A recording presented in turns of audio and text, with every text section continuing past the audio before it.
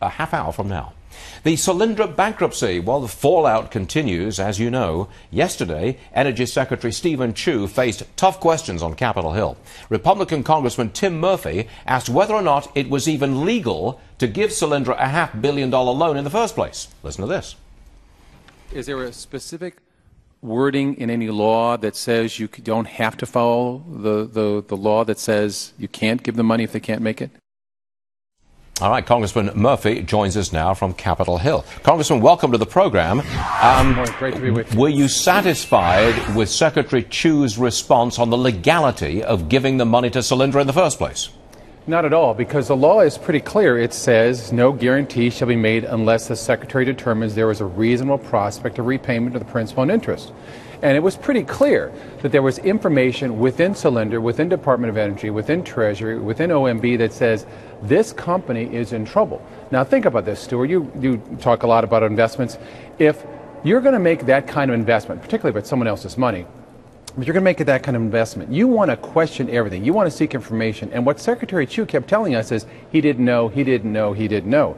Then when other people start telling you there are problems, listen. And when other people tell you the only way they're going to give more money to this faltering company is if you lose and they win, then it's time to walk away. And with all that, it became pretty clear to me from what the Secretary was saying that they didn't think that there was any chance this company was going to pay anything back, and that's when it breaks the law. I was watching the Secretary's performance, and I thought he came back as strongly as he could, given some pretty sharp-edged questioning from you and others. But the impression I got was this man is an academic, and that is where he is truly comfortable, in the theoretical realm, but he finds himself in the position of running America's energy industry. And I think he was somewhat uncomfortable in that role, even though that is the role he's got.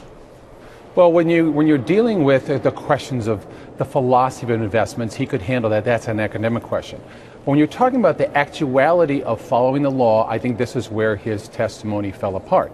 It was rushed, it was reckless, and it was perhaps political. He would talk about the importance of having these jobs, the importance of competing with China, the importance of solar industry. That's not what the law is about. And what I was asking him is when the law says you can't give money if you don't think they're going to pay it back, where is the law that says you can bypass this law? And he couldn't answer that question. Well, if you're not satisfied with his response on the legality issue, where do you take it from now? Well, one of the problems is it would be important to have the Attorney General raise questions and basically say the contracts are void.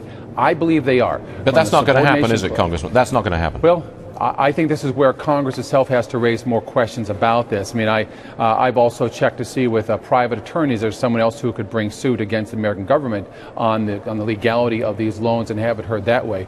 Stay tuned for that issue as well.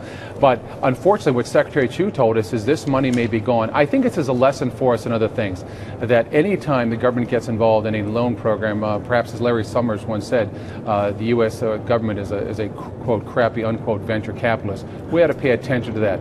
Loans for things that are critical for the existence of American energy infrastructure is one thing, but dealing with this as a way of satisfying someone's interest to develop some companies, perhaps for political reasons, that has to end, because those, sir, are earmarks, and we agree that those aren't going to work. Congressman Tim Murphy, a harsh questioner of Secretary Chu yesterday, joining us this morning, Republican, Pennsylvania. Thanks very much, sir. Appreciate you being with us. Thank you, sir.